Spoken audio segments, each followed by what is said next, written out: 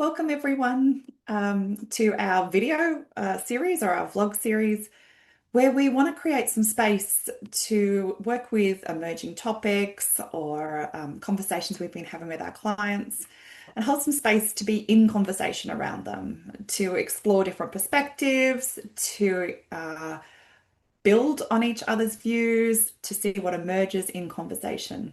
We're intentionally holding these as a bit of an unpolished space for us to be curious together, to create together, and to explore together. And we hope that it prompts something for you as well. So let's dive in to our first topic, Amazing. collective leadership. Yes. Margot, I straight away, I guess the question is why do we want to talk about collective leadership at this point? What's prompting for you? Why collective? Why, Why now? why collective? Why now? Gosh, if I read one more blog and one more piece that starts with the complexity we're navigating, I'm gonna shoot myself. But it is true. Metaphorically speaking. Metaphorically speaking, but it is true. It is not in one bucket. It is not in one room. It's not in one team. Most of the challenges that we as leaders are facing, it's across. And whilst the development in individual of the individual is so foundational and so important, what we've experienced as we spoke before, you and I, there is not as much attention to the collective leadership development as we have in the individual, which is very different of collective leadership. Perhaps if we go there, it's more team work. I think teamwork, building, team building is a dimension of collective leadership. Leadership is our ability, as the name says, to lead collectively. To lead collectively. No, I'm leading my team. Now we are leading collective. We're thinking together. We're tapping into collective intelligence. There is emergency that come from that relational interaction. Is almost like our friends from the global leadership tend to tell, what can we do together that we can't do apart? So collective leadership will talk, will go across teams, cross boundaries, cross organizations, cross communities. We need that. So that's why we're Absolutely. here talking. Absolutely. And I think building on that, it's also, we often think in the leadership space, what do I need to focus on for me and my team and for the organization? But it's often for me and Mm, my team first. And I think collective leadership invites us to hold the whole first. And mm, then from that place, what's my role and what's the role that my team play in that collective outcome? And part of that is about creating the conditions for ourselves, for our teams, and for the organization to thrive as well. So I think that's because, as you said before so beautifully, there's what's being asked of us as leaders cannot sit with one person or mm, one team alone. It's so much bigger than that, and the pace and the complexity and the emergence nature of what's being asked of us requires us to tap into something that's bigger than us. mm, So I think mm, that's really part of it, as you said. And it's less about who in these roles when we think about collective leadership. There's definitely a role, as you said, for individual, and let's unpack that a little bit more later. But I think it's more about how do we create space for leadership to emerge, to be mm, sustained in itself, for opportunities of learning and mutual learning, and that doesn't require me to be in that room necessarily as the leader, or the formality of that from a leadership perspective. It's mm, built into the way we do things together. Mm. mm. And I think it's nice to go there. So the interplay between Yeah. the individual leadership and the collective leadership. Because I don't think we can honestly, the way we just describe collective leadership, it's possible without the personal work. Yeah, Mhm. that really my awareness, my strengths, my drivers, my motivations, my the patterns of thinking and behaving that might get on a way or support collective, holding the whole 100% the individual I see as the foundational for then the Mm, collective to be able to be experienced and accessed and enabled. mm. Really, I don't know what do you think? Anything you would like to add about the interpersonal and the Uh, interplay? yeah, 100% agree. And anyone that's worked with us knows we always start with self, because it is a foundational piece. It's not about excusing personal responsibility, as you said. It really is about, as a leader, my responsibility to understand myself, my responsibility to be curious, to build that self-awareness. And as we've said before in other platforms, it's never a done job. Our building our self-awareness, it's an Mm. ongoing practice. Our then ability to self-regulate into that space, and to look after ourselves so we can continue to have the impact we want to have is so foundational to then the impact we have with others. It's really that understanding of the me in the we, for the us that we're here to create. I think the interplay between self, interpersonal, and system is so part of that. And like we said, it's not about excusing the personal responsibility, but we know that it's not just personal responsibility. There's mutual accountability. There's shared learning that needs to happen for us to really be able to build the fullness, of our leadership capacity as well. And I think that the interplay between those can be really challenging as well. We're often reinforced for the individual. And personally, our personality takes us to a lot of that space as well. When we're under pressure, we're wired to protect. We're wired to um, to focus on the individual in some senses as well, particularly when we're under pressure. So, as we said, it's not about not being aware of that, it's about going beyond that, because that's really where the opportunity sits, is the building on and moving forward. And it's complex. It's also a space where we don't have control. We share that together, and anything that's shared means we're only at best influencing that outcome.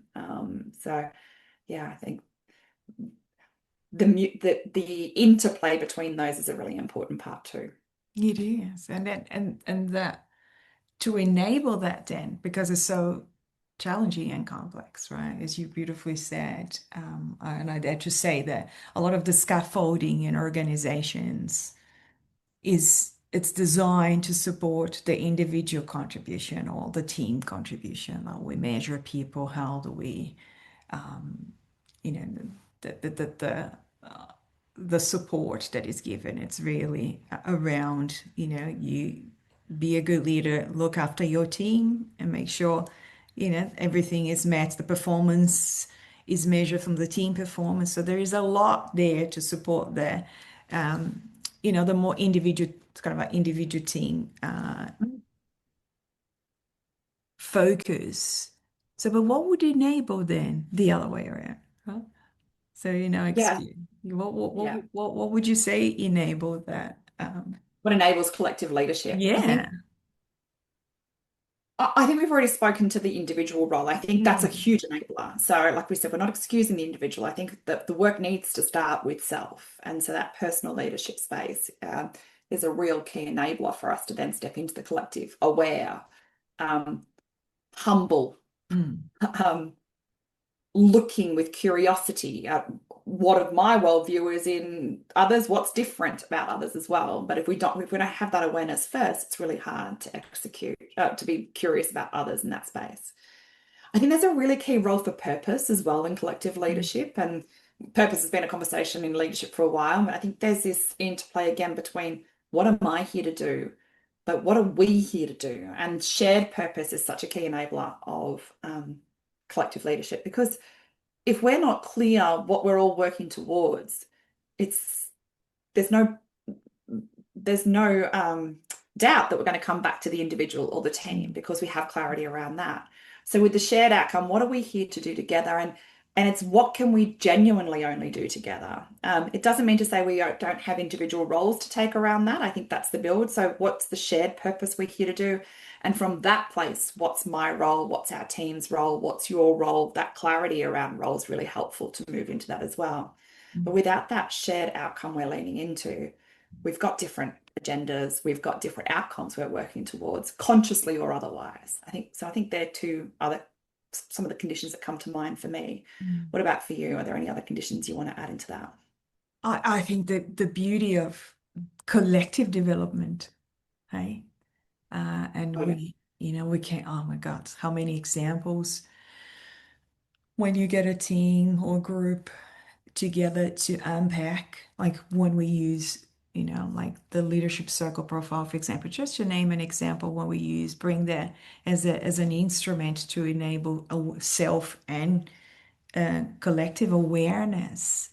So we identify, what are our strengths, and we witness the becoming aware of what are my strengths, becoming aware what is holding me back, what are the mindsets, the thinking patterns that are helpful or not, the behavior patterns that are helpful or not. And as I become aware in community and we are aware for each other, that, having witnessed that, Mhm. witnessing the witness, it's so powerful, that collective. So we can celebrate each other, we can hold each other to account in their edge, their development edge, and you know that awareness of I did too much, or step in when I didn't have to, or I accommodate too much. And that awareness of the unhelpful pattern becomes done in community. The next time they show up in that community, we can hold each other and somehow in the edge. Absolutely. And I'm actually replaying in my mind some of the conversations we've had with teams on the mat when we use the leadership circle profile and the awareness that people see about their enablement in some of those behaviors as well. It's like, Mm. oh yeah, we know you step in and take control, and we let that happen actually. Yes. Yeah. And now we know more about what's driving that.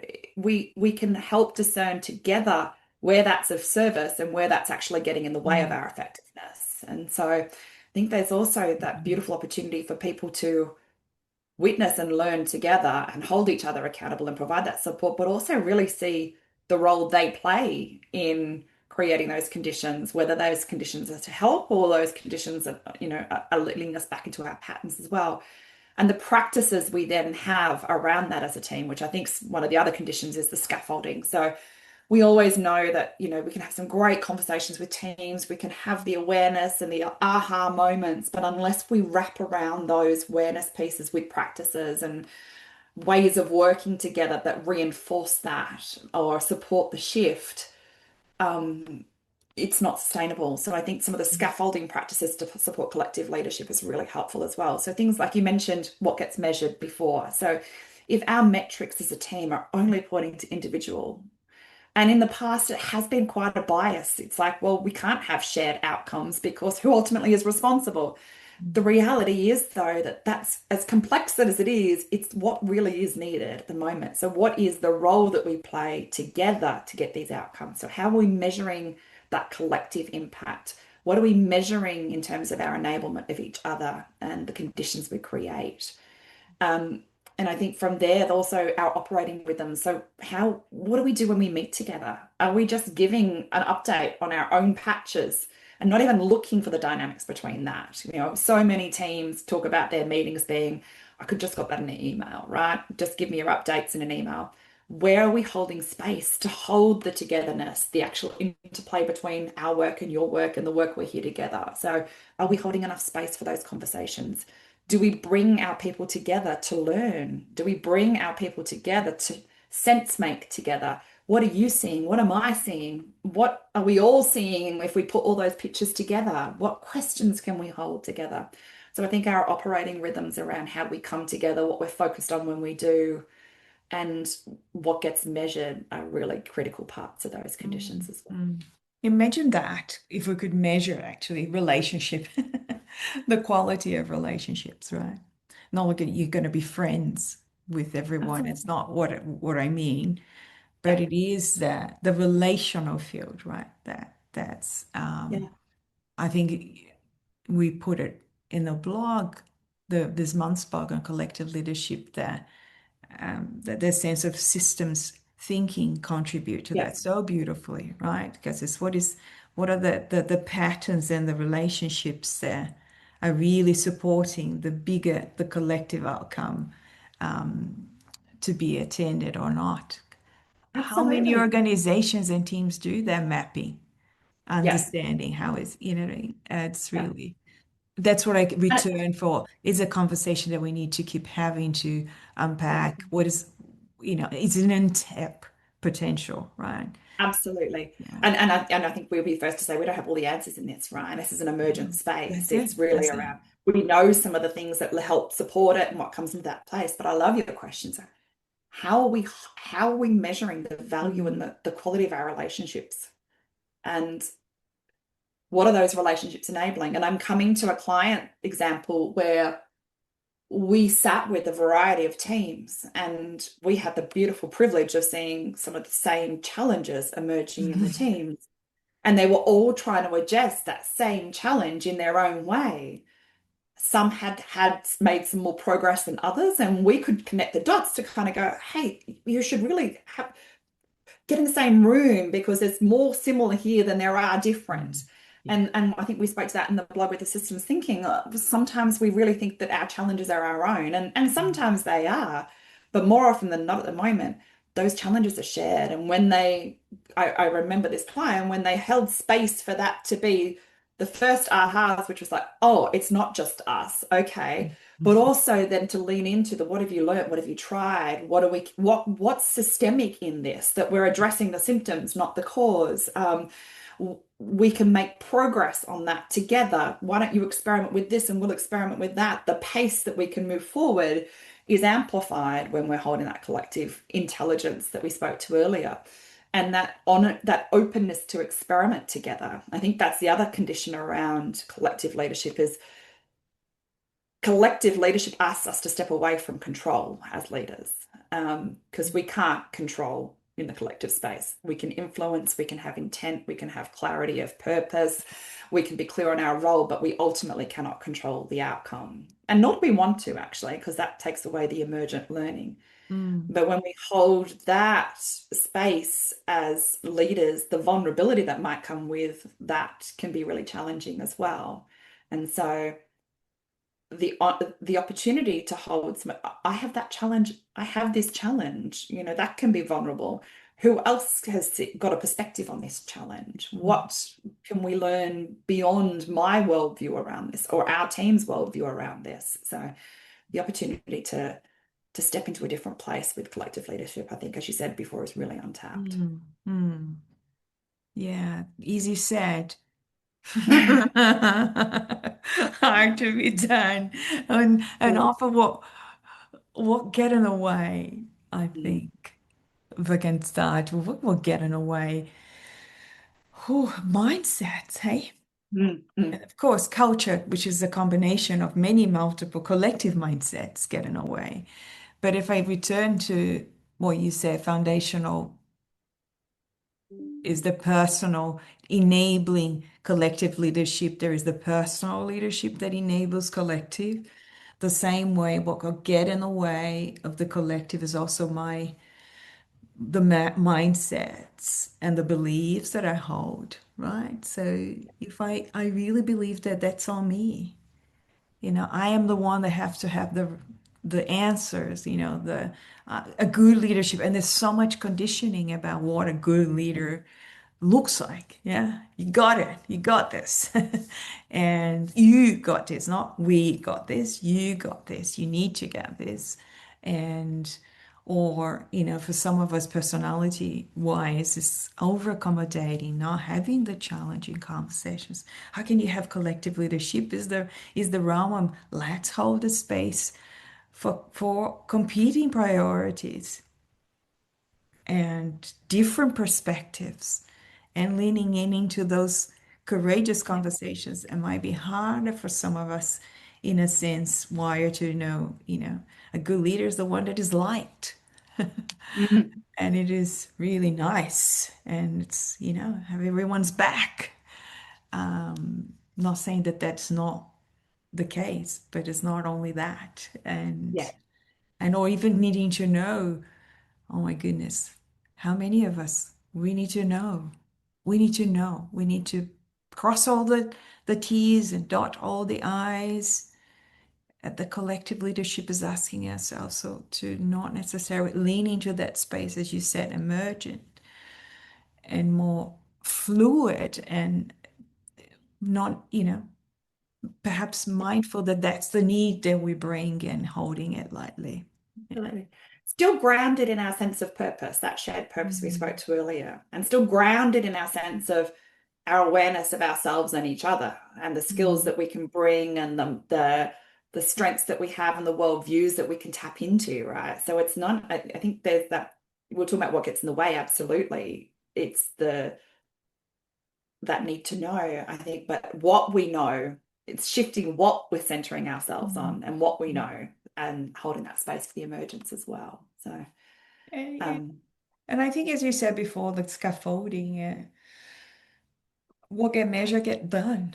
Some mm, of our metrics, um, the way we govern, is going to mm, hold that back.